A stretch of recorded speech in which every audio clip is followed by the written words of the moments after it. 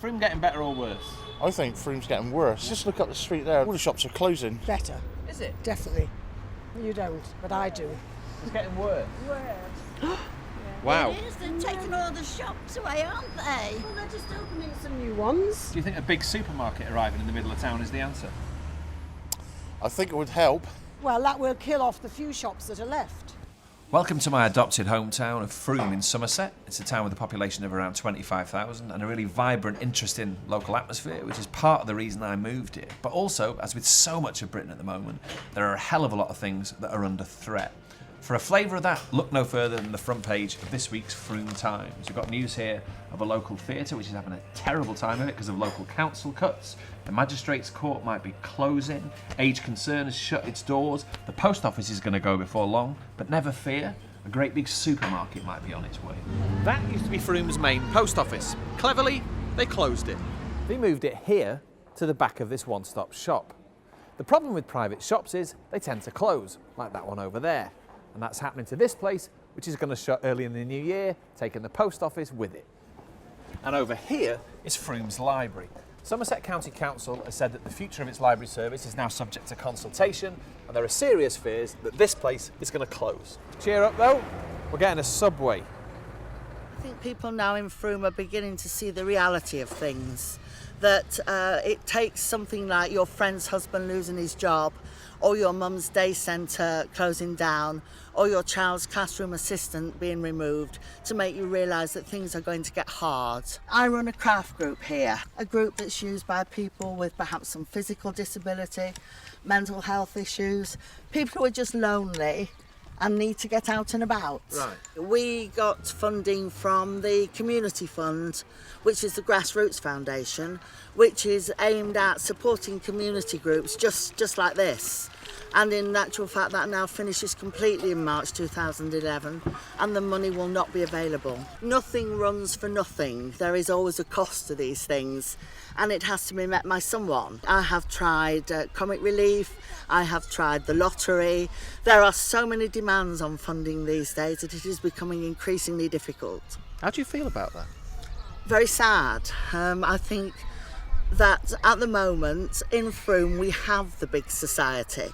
There are hundreds and hundreds of people doing things voluntarily, and they can't do it without a small amount of funding. Tell me what has happened to arts funding here in Somerset. Well, it's been cut by 100%. It's all gone. A whole lot gone. How did you feel about that? That must have hit you like a hammer, because that's unprecedented. It was a shock, wasn't it? I mean, we were expecting cuts, obviously in line with everything else, but we were not expecting 100%. Somerset County are absolutely adamant that arts can stand on their own 2 feet. We're also going to lose 6.9% of our Arts Council funding for the next 12 months as well. So all in all, it's around 50% of all our core funding. Give me an example of something that probably will have to go. Probably, certainly a large element of our education outreach work. Less drama for kids. Yeah, and involvement with the community. And do you have any idea about when some of that money might be restored? I mean, hard times don't last forever. As far as I understand, Somerset have no intention of restoring the arts budget at all. That's it, cut.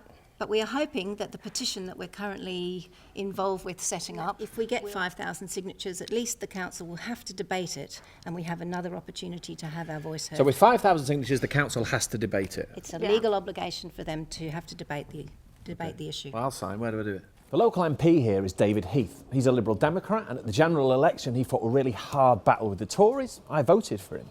He's now Deputy Leader of the House of Commons and a Minister in the government which is driving the cuts agenda, and his office is just here. Frankly, I am very concerned about the way that local authorities are responding to the situation and the effect that may have on the town. When you talk in the local paper this week, you talk about them having an over-aggressive, unnecessary approach to their finances. Wouldn't they say, well, we're just reflecting the national picture on what central government does? Well, I'm sure they would say that, but it wouldn't be true. I mean, they are going much, much further than is required by the reduction in central government spending. And they're doing that for reasons which I think are essentially economically illiterate. You wouldn't say that in talking about a new sort of lean model of government, they're on the cutting edge of what your Conservative colleagues in the coalition would see as the way forward? No, total public spending will be of the order that it was in 2006. We're only, it's not a huge amount in those terms. It's going to have an effect. It's going to have a deleterious effect. It's going to hurt, and I think that too, and I will feel it too. But I come back to the point that if we don't do it, then I think we're in serious trouble. And we know what it was like back in the 70s and the 80s in Frome, and we don't want to go back to that. That's and exactly what I would fear, though, I suppose. Well, 81, recessionary budget. Yeah, but I think... Money being sucked out of people's pockets, and look where that got us. We haven't at the moment got the feeling of major recession in the town. That's not to say there aren't people who are finding it difficult. Of course there are. But generally speaking, the shops are still doing business. The shops are still open. We're now walking up Gentle Street, this lovely sort of period drama thoroughfare, to a meeting of a few people who have got together to kind of channel local concern about something which is rumoured to be happening on a patch of empty ground just over there, the arrival of a big supermarket.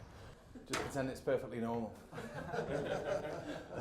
We've gone a few inches beyond expressing our concern there, but a question mark would suffice, but I think that's brilliant. Well, I was just going to say, maybe a question mark at the end of the no thanks. John Harris, you sell out.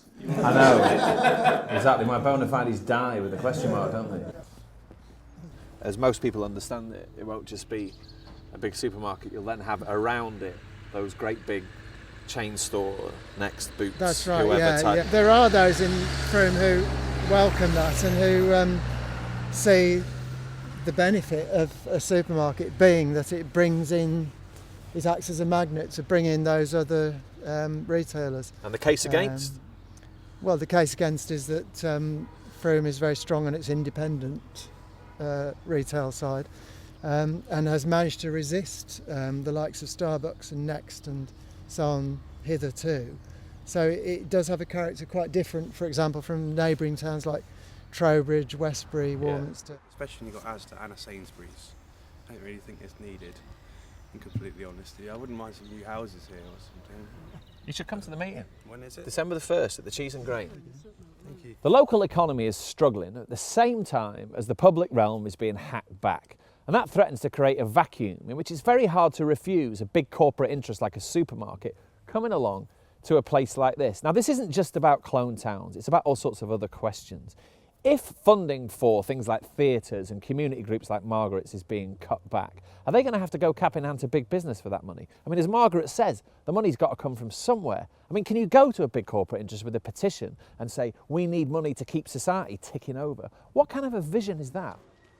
At the end of the day, you can't stop a development of this kind effectively anyway. What you've got to do is make it work for the town.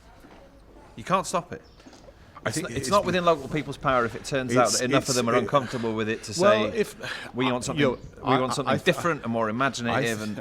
I think you'll find, I may be wrong, I think you'll find that there is much more of an appetite amongst the general population for retail development than there is amongst existing shopkeepers. What the planners have got to do is to square that circle and make sure that whatever comes into the town actually does so in order to benefit the town. It would be great if some of these big retailers did actually play a part in the towns in which they are represented. Can they be a substitute for, say, government help for the arts, do you think? Up to a point. Up to a point. I mean, in some countries, that is the way that the arts are funded. Yeah. Go to America, you won't find any government support for anything. Isn't that where we're going?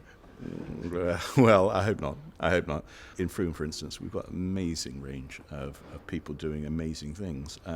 I think if they were given a little bit more support from the people who are making money out of the town, that would be a great thing. But do I think that's there yet? No, I don't.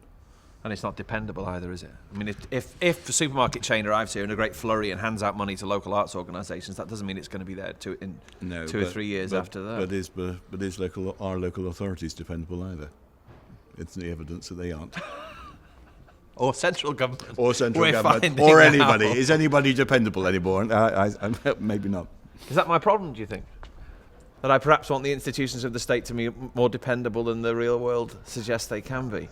I think possibly you want them to insulate local interests from the environment in which they're working, and I'm not sure that any government, any local government or public or private sector can really do that. It's just if times are hard, times are hard. I know, but look around us. There aren't many towns like this. No. I mean, a great steamroller of what some people call free market capitalism has tended to squash places like this. Yeah. This place has actually kept it together. I came to live here because it's a creative, interesting, vibrant kind of place. Just over a year on, that's still true, but a lot of it feels that bit more fragile. Now, why is that? Well, it's maybe because the social changes that have taken place in Britain over the last 15 or 20 years are being taken into overdrive by a government that tells us it's radical and progressive and liberal. Now, liberal, that's an interesting word to think about, because I think what I worry about is neoliberalism eating my town.